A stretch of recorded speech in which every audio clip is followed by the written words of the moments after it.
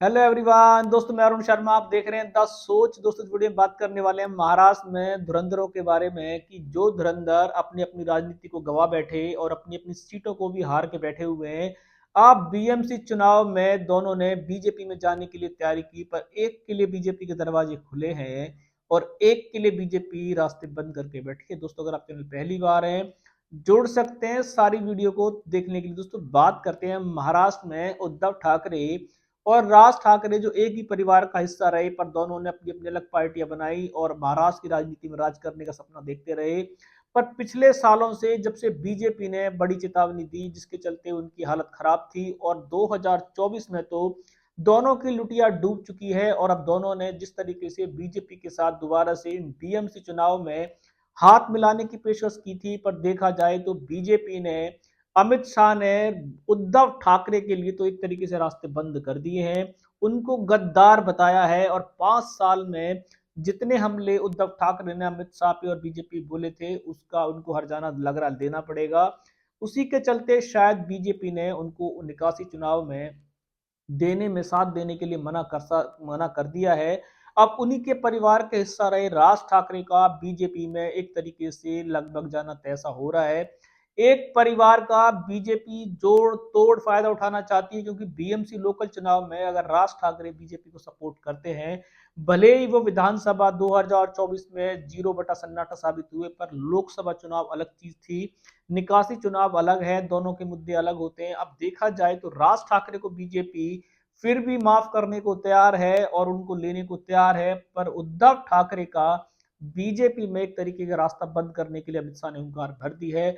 भले ही उन्होंने देवेंद्र फडणवीस की तारीफों के लिए पुल बांधे हो, गुलदस्ते भेंट किए हो, अच्छी खासी मुलाकातें की हो, संजय राउत ने बड़ाई की हो, पर मुद्दा यहां गरमा गया कि अमित शाह जिस तरीके से रौद्र रूप में है, वो उद्धव ठाकरे को किसी भी सूरत में बीजेपी में एंट्री नहीं करने देंगे और किसी भी सूरत में बीएमसी चुनाव में उद्धव ठाकरे का सहयोग लेना नहीं चाहते। देवेंद्र फडणवीस को बीजेपी की तरफ से फोन पहुंच चुका है कि उद्धव ठाकरे से दूरी बना के रखनी है, और राज ठाकरे अगर आना चाहते हैं बीएमसी चुनाव में, तो बीजेपी चाहती है कि एक परिवार का फायदा उठाया जाए, एक को हराया जाए और एक को जिताया जाए।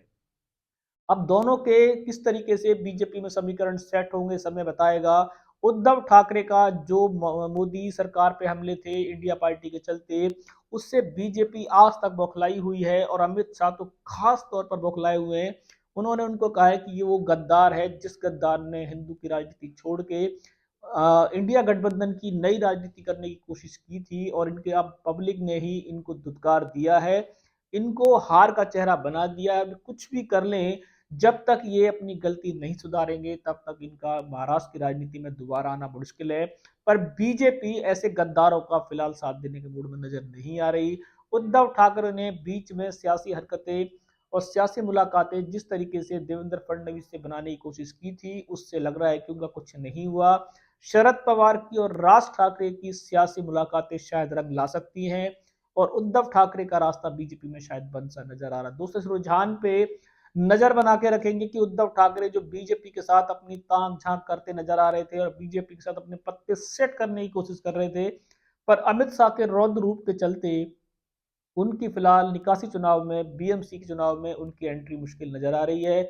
और बीजेपी किसी भी सूरत में अभी उद्धव ठाकरे के साथ संबंध बनाने से पीछे हट रही है।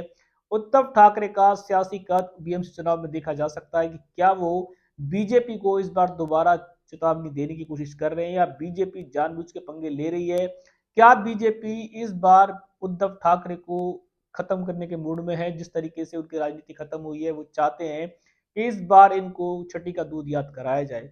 दोस्तों, इस रुझान पे नजर बना के रखेंगे कि बीजेपी ने अपना रौद्र रूप उद्धव ठाकरे पर बरसा दिया है। किसी भी सूरत में राज ठाकरे की बीजेपी में एंट्री निकासी चुनाव में हो सकती है, पर राज ठाकरे के अलावा शरद पवार की भी हो सकती है, पर उद्धव ठाकरे को अकेले ही चुनाव लड़ना पड़ेगा। इस रुझान पे सटीक विश्लेषण होगा, लेके आएंगे। अगर आप चैनल पर नहीं जुड़े, जुड़ सकते हैं हमारी आने वाली सभी वीडियोस। तो मैं अरुण शर्मा लूंगा नई सोच के साथ। अपना ध्यान रखें। नमस्कार।